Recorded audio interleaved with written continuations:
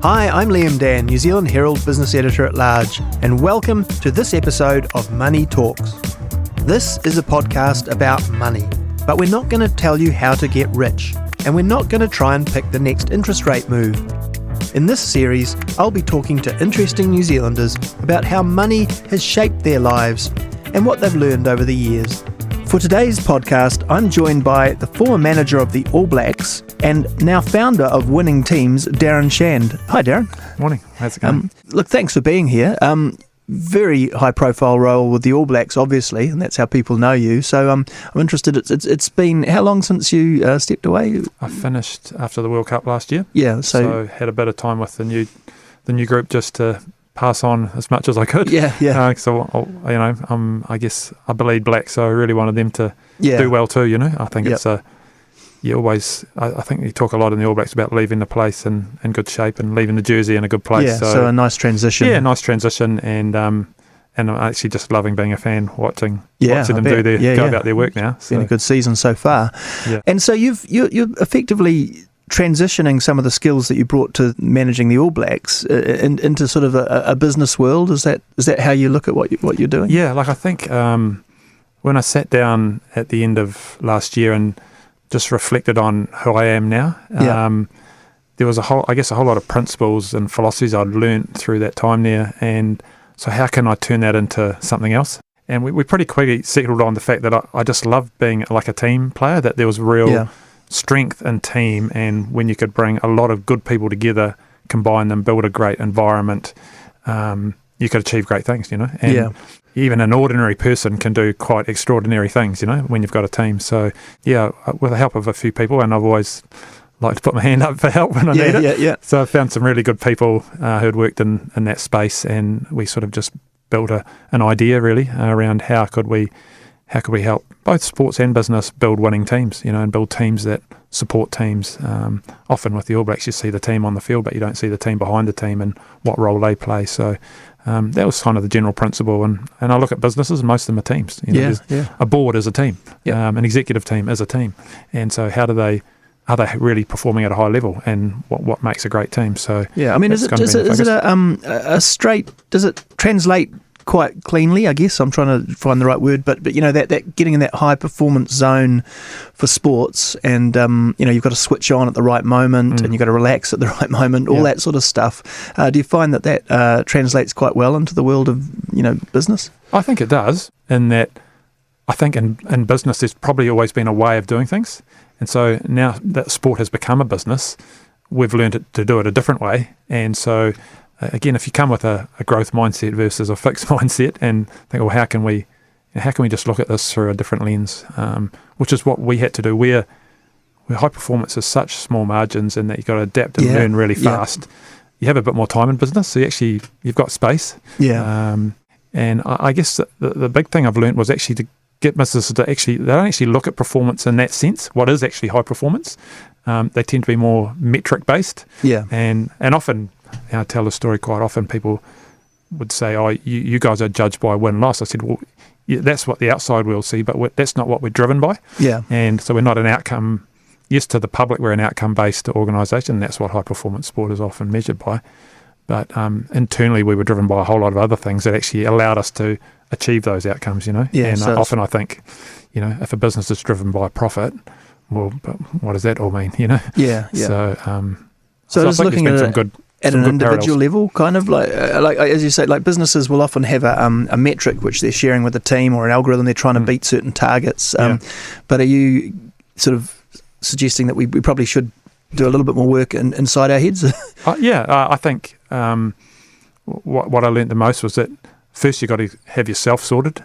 And what I see a lot in business is this, what I'd call sort of very vertically oriented organisations, where position and power mean everything. What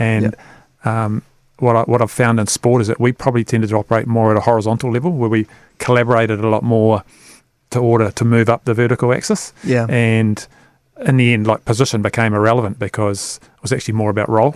And each person, if you take the sport analogy, when you go into a field in a rugby game, everyone gets a jersey, has a number on it, that just defines a role. And so often I feel people are so in a hurry to get further up the ladder Yeah, They actually forget about improving themselves, and I think that's what we did in sport. Was if we can get you the best we can be, the team will win and you will win. Like it'll be a dual outcome. So those are some of the ideas I've been sharing and trying to. Yeah, there's certainly questions that come hard at you from businesses around, but that's easy in sport. We couldn't do that in business, but I've found lots of ways to sort of talk around those stories and find different options, different ways of thinking. All right, that's great. I'd like to come back to some of those things as we chat, but with Money Talks, we always like to go back and get a bit of your backstory and how you ended up on this All Blacks journey, and frame it with some memories of money. So I guess first thing I would ask is, do you have an earliest memory of money? The first time you might have held money in your hand? Probably Monopoly. Yeah, with the family. Yeah, family holidays, and that was always a big piece of the beach holiday in the caravan and Monopoly and competitive games. Oh yeah, super competitive. Yeah, very very much so. And probably I grew up in Hawke's Bay, and we lived just on the outskirts of Hastings amongst all the orchards, and so pretty early on I was next door in the orchard getting paid 10 cents for every.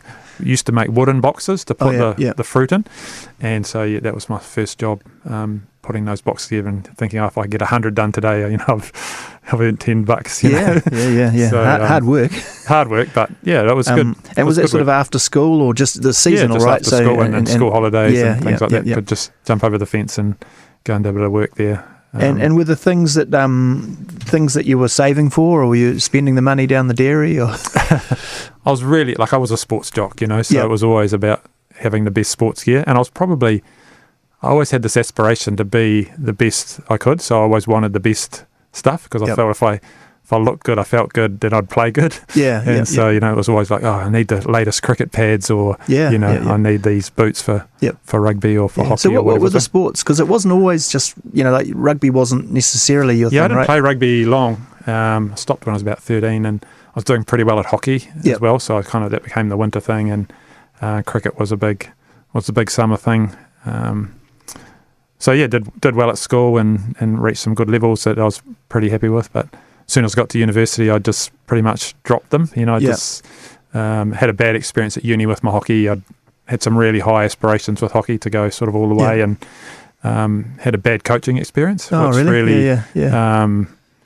I just lost the love of it, Yeah, that's a shame. Yeah. Quickly discovered skiing when I was in Dunedin and Queenstown. So it's like, well, that looks a little bit better for the winters. So kind of quickly sort of pivoted into, really found a love for the outdoors. And then I moved to Queenstown as soon as I finished my degree, really, because I just wanted to be, just had that passion for doing outdoor adventures. And but right through school, it was you actually did outdoor education or physical education as a degree, is that right? Yeah, So through school, were those the sort of it was a bit of science and that, and real mixture. Teaching, I think, was probably both parents were teachers. So I remember when I was at intermediate, a guy came into our school. He was the brother of one of my teachers, and he was a phys ed teacher. And this guy had like every pair of shoes for every sport. And I was like, wow, And I pretty much from that day on, I said to Mum, Dad, I'm going to Dunedin and I'm going to study sports and physical education, and never considered anything else really. I got down there, and my first semester we had to do some teaching, like a teaching paper, and I got sent to a Otago Girls High School, and I had my lesson plan all sorted. I could not get the girls out of the class. Couldn't get them out of the changing room. So I was like, no, I'm not for teaching. So that's kind of when the recreation side, a bit of the sports science. I quite enjoyed the whole, how do athletes get better. And so that's the thing with phys ed. It was quite a diverse range of topic areas. You can go in a lot of different directions. But you ended up, if I read it right, ended up with AJ Hackett in the bungee jumping operation. Is that right?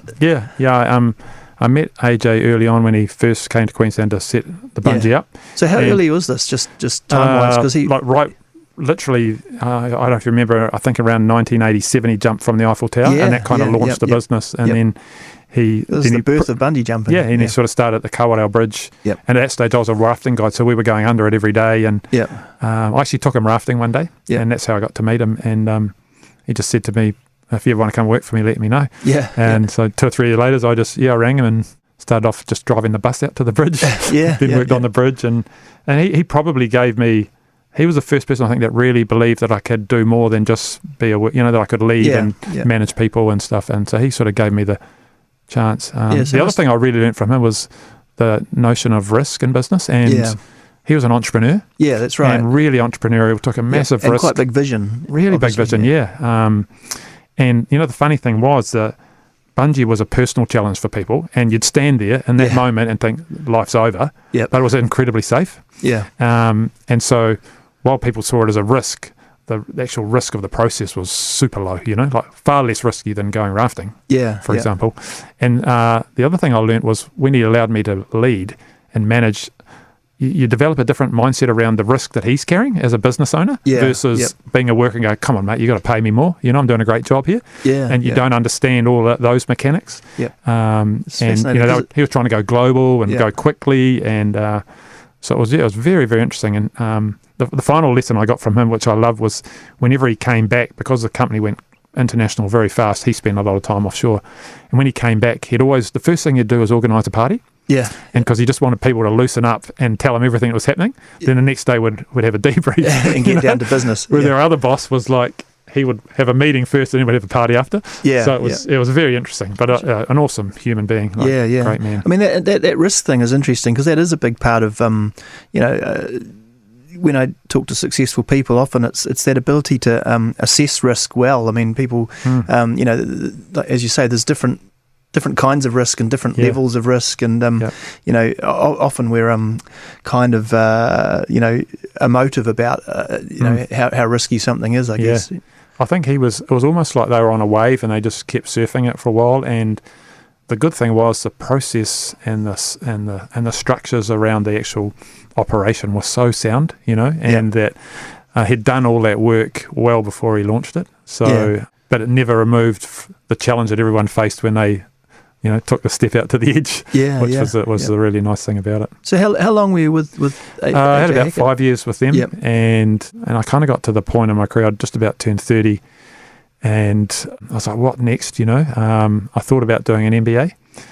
Actually went through the process of you have to sit an entrance exam, so I did you were that. inspired by doing more of the business stuff at that point. I just felt I had more, and I sort of felt there was a ceiling in Queenstown at that stage. Like, tourism was, the late 80s, early 90s was probably the first sort of big surge and change. And I just felt I could do more, and I sort of felt sport really, the calling of sport somehow. And so an opportunity just popped up in the role with AJ Hackett was sales and marketing role, and so a rugby role popped up in sort of sponsorship in the commercial side with Canterbury Rugby. So just went up and had an interview, and I was pretty fortunate to get that. That must have been, was that pre-Super Rugby? No, it was just as it was 1998, starting. So just early days of professional. So you still had a lot of... 96 was year one, So you had that whole transition where guys had sort of started the amateur and now they were being paid. So it went from being their fun to their job. So it was a fascinating time.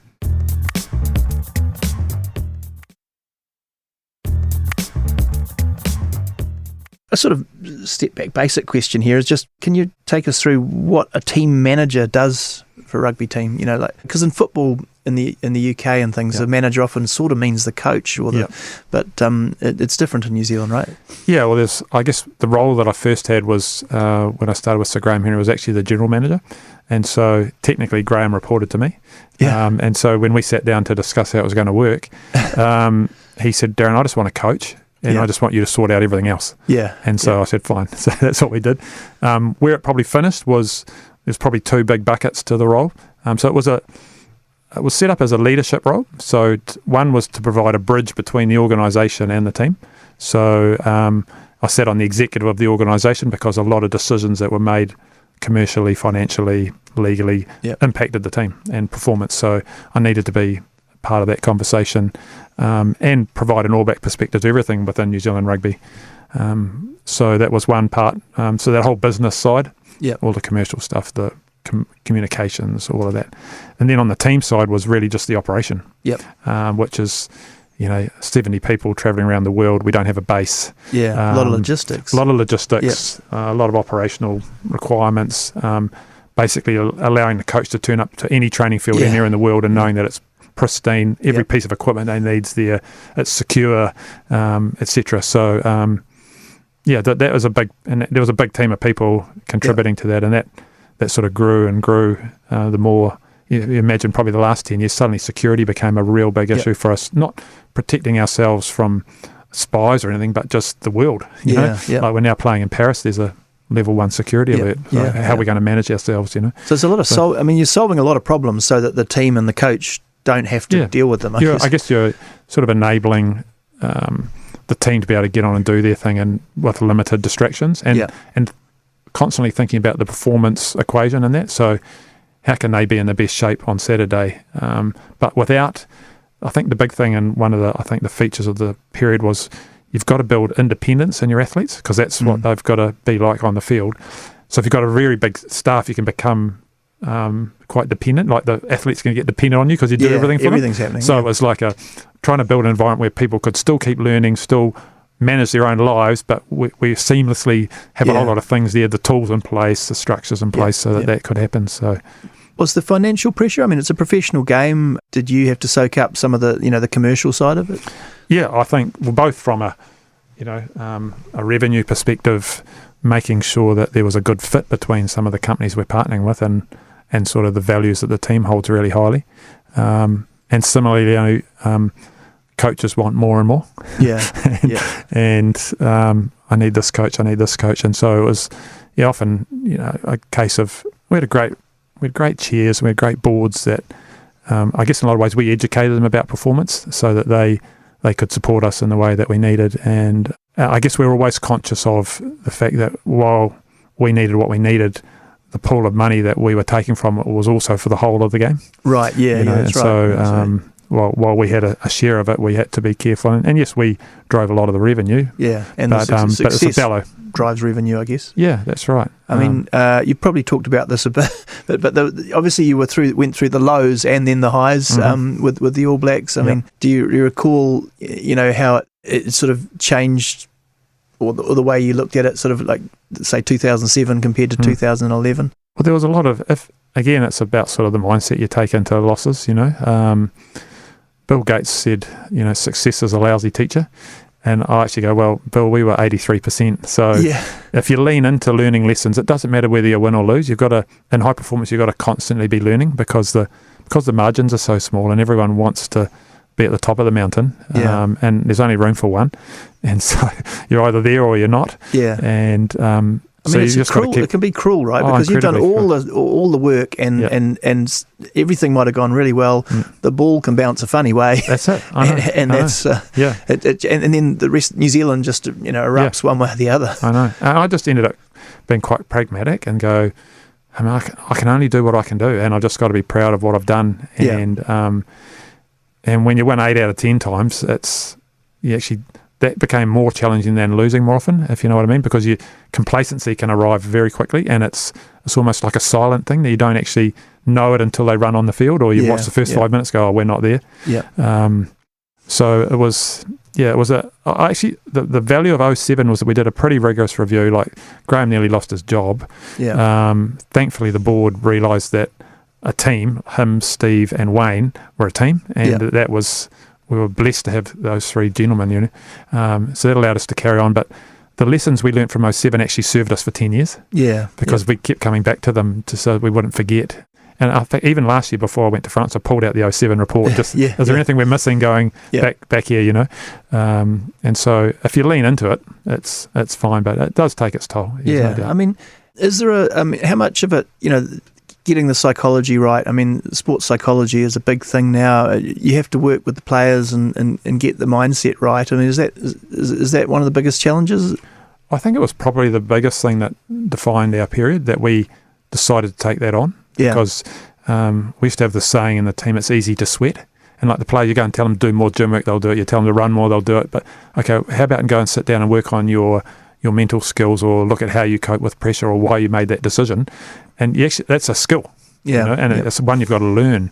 And I think the biggest thing we learned out of 07 was, if we had to define what our job was, we had to build self-reliance in our players. so they could lead themselves, and we had to make them really good at making decisions under pressure. So everything we did had to be about that.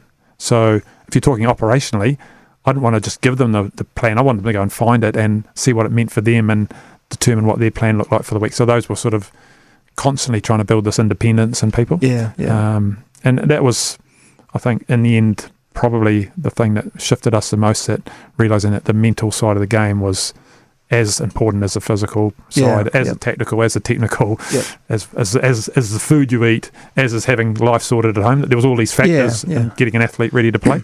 Well, just to bring it back to money a bit, the in the old days, especially maybe the early days of professionalism, because there wasn't money before then, but there was that sense that sometimes the player, not All Blacks necessarily, but sports players would have a short career, make a lot of money and struggle. Was there sort of support?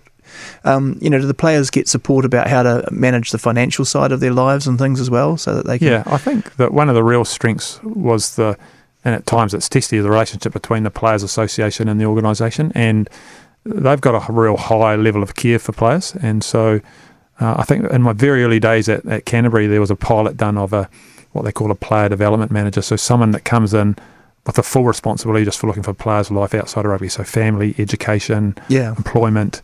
And it was a voluntary program, but it's still to this day in place. So that's one aspect where there's a real good opportunity for people to jump into that and set themselves up.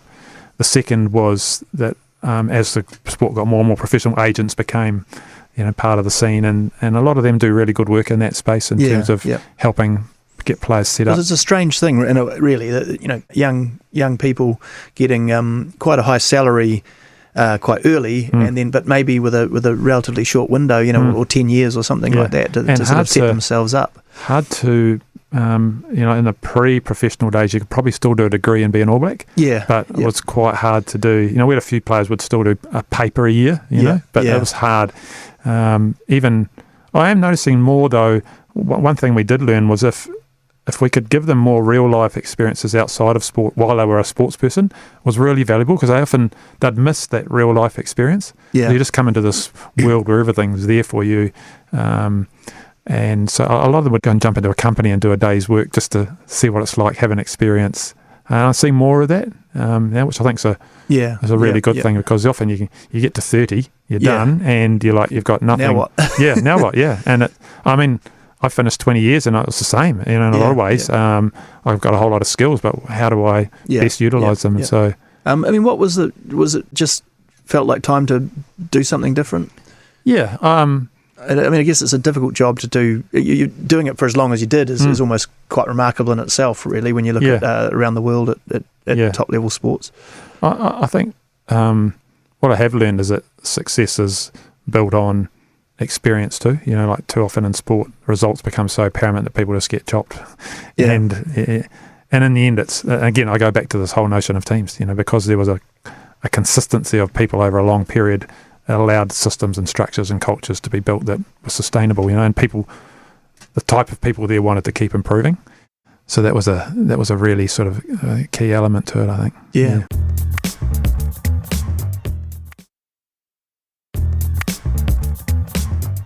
I've got a few more sort of specific quickfire questions about money that we ask, but we can keep bringing it back to some of the stuff about teams and performance. But looking back, what's the poorest you've ever been?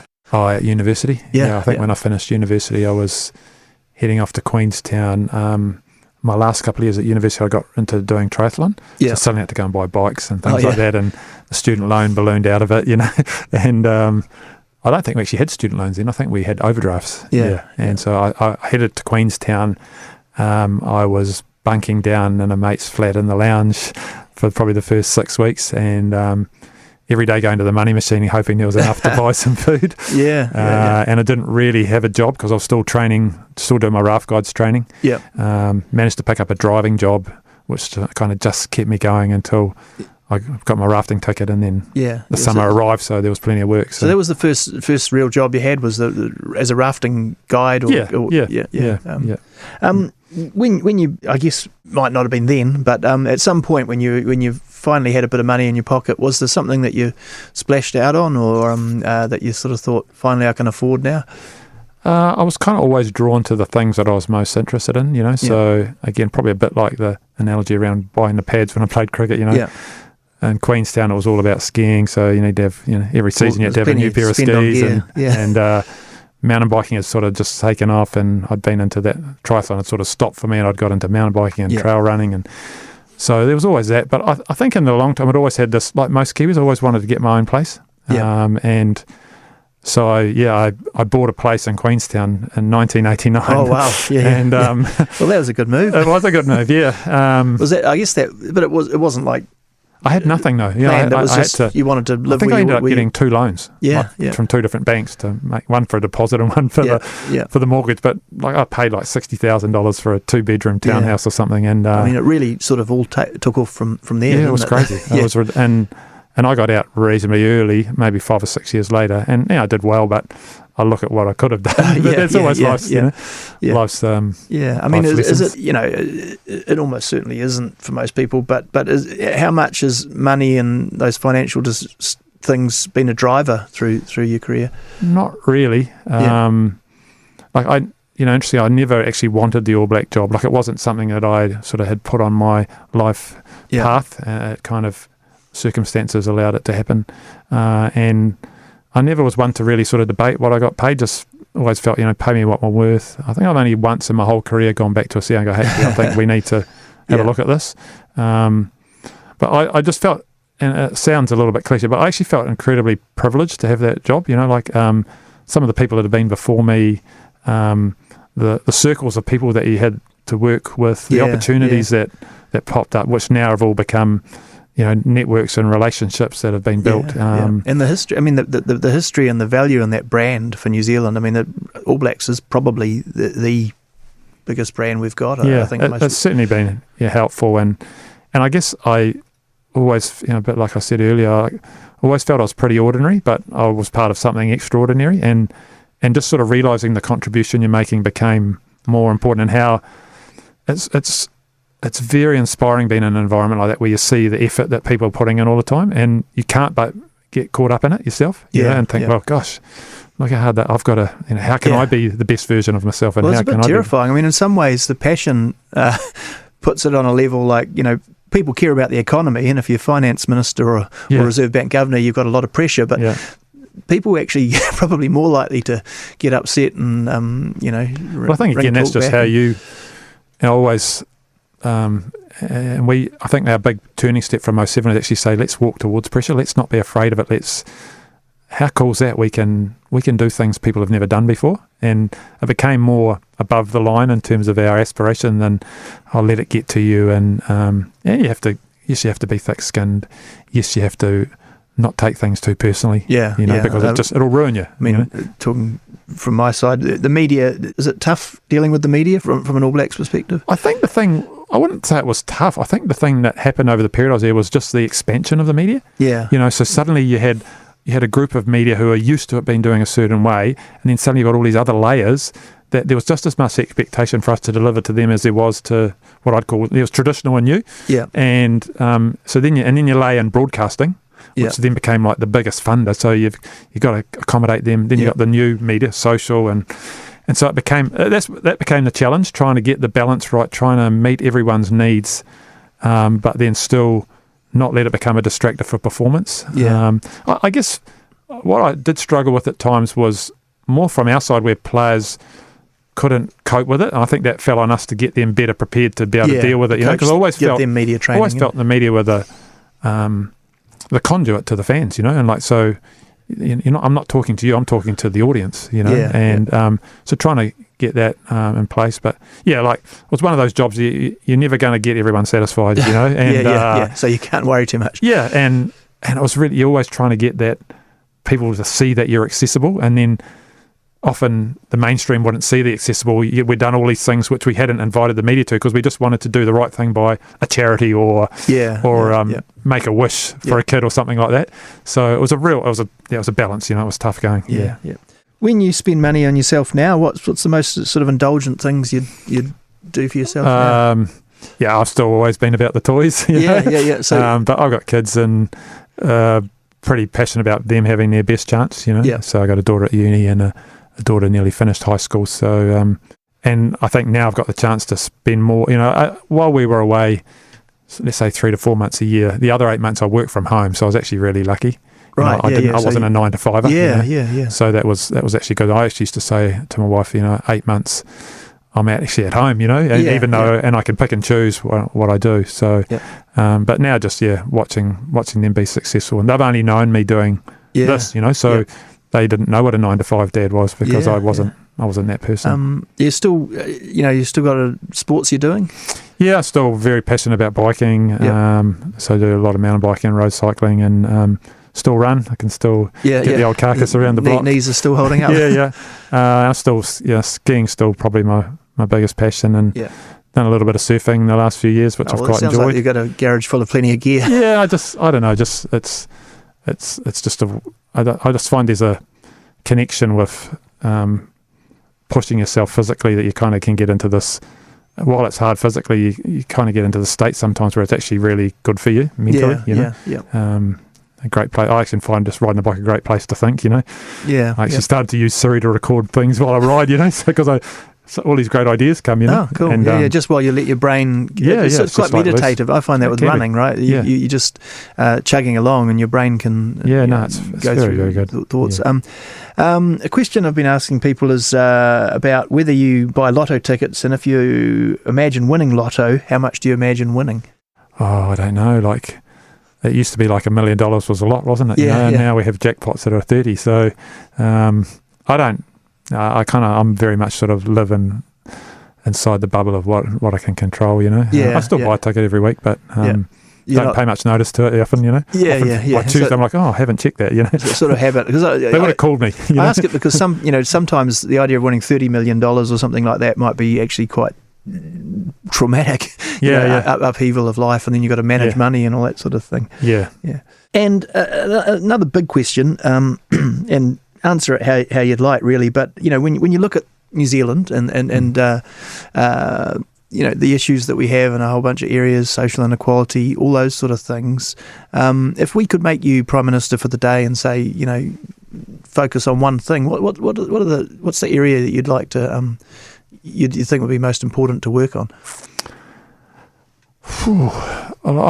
I guess one of the big principles I learned through the All Blacks was this whole notion of ownership and responsibility and living above the line constantly, because it's much more future based. It's a much happier place to be, and you actually you're generating things. And my fear in this country is often we tend to go to blame really quickly, and excuses, and that's what I learned in high performance. You can't live in that space, because you just don't perform. You've got to constantly improve and constantly learn. So, and the tall poppy syndrome just kills me in this country, because it's not until you go globally you actually see how amazingly good we are, both in business and sport. To be honest, and some of for a country of our size, it's unbelievable what we do. And I look back at All Black legacy and go, I don't think people really appreciate the fact that we only played the top 10 teams in the world every week. And that's unreal. That to me, it's more an attitude, I think, more of a mindset of how can we just own our stuff, and let's just keep advancing, because we've done so many great things. It feels like sometimes New Zealand gets in a good space, and then sometimes it gets in a quite a bad space. I mean, it's been a tough few years, I guess. But when you think about that tall poppy thing, it's been part of our culture for years. The phrase go. Do you think is it just being a small population, being isolated? Do you think? I think so, and probably because we know someone that knows someone, the 6 degrees of separation. I mean, it probably comes from a place of wanting to feel ownership or passion or something. Skin in the game, I think we have a lot of that. But I just wish we'd celebrate more, just enjoy the moments. And I'm talking to myself here because I didn't, I was so committed to the cause that often I'd miss the fact that we just held onto the Bledisloe for the 17th year, and I wouldn't take that moment, and consider all the work I've done. You look at that record at Eden Park. I mean, there must, I don't know if there's any other team in the world that and as soon as it's taken, when you have those bad moments, that's when you really feel it. You go, oh man, I wish I'd enjoyed that. So, that's probably the thing I look at the most politically and go, I just wish people would keep giving us hope and keep giving us what the future could look like, so that we've got something we can, aspire to be. Sure, yeah. Look, well, just finally then, can you just take us back to what's on the agenda now and what the plans are and how you plan to work this new role with Vantaset? Yeah, so with Vantaset, the founder Craig and I actually taught skiing together way back in Queenstown, and Craig had a sort of unique perspective on things, which I really loved, and I got into the All Black role and I saw him, some of the writing he was saying about business, some of the ideas, and I was like, I can see what we're doing, and I can see a connection there. And again, it went back to that whole principle of how are we going to get everyone better, which is something I found in sport was always about sandpapering. How can we get it better, and how can we make the whole team better? Let's not just focus on the leadership or on the strategy, but let's focus on the whole group and build an environment where everyone wants to, because funny thing happens when you get everyone on the same page, all the outcomes and the measurements all increase too. And so Craig and I have talked for a lot of years, and I was sort of familiar with where he was going, and when he got the idea of this platform, I was like, well, is there a way I can help you with that? Can I be an external advisor? Can I help with program delivery and things like that? So that's the thing that excites me. We've talked about, at the moment it's business focused, but we probably believe in time it could be something that could work really well in professional sport as well, which would be something I'd really take away. It takes away a lot of the clutter and just gives I know in sport that structure is really important, this just provides that, and it gives people the tools right at their fingertips to just improve every day, which I really love. It's global ambassador, is that right? So it is. It's a globally focused business. Yeah, and I think so. Whatever sector they go into, I feel I can help contribute to the overall program and the principles of it, and provide. Let's say I'm a pracademic, not an academic.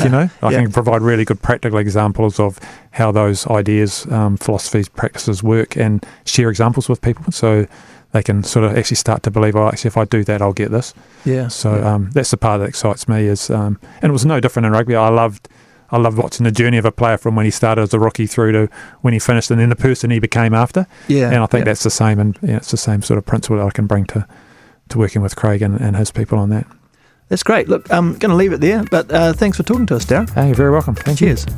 Thanks for listening to this episode of Money Talks.